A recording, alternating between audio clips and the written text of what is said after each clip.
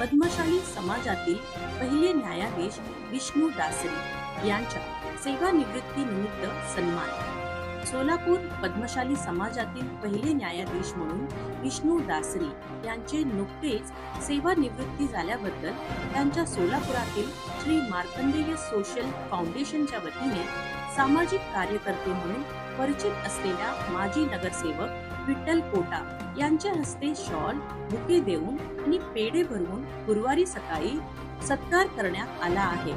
न्यायाधीश म्हणून विष्णू दासरी हे सन 2005 साली कोल्हापूर जिल्ह्यातील कागल तालुका येथे पहिल्यांदा सेवेत रुजू झाले. MPSC परीक्षेच्या माध्यमातून त्यांची निवड झाली होती.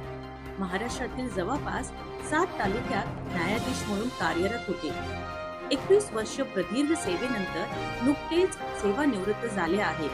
फाउंडेशनचे संस्थापक गौरीशंकर कोंडा यांच्या पुढाकारातून हा सन्मान कार्यक्रम करण्यात आला.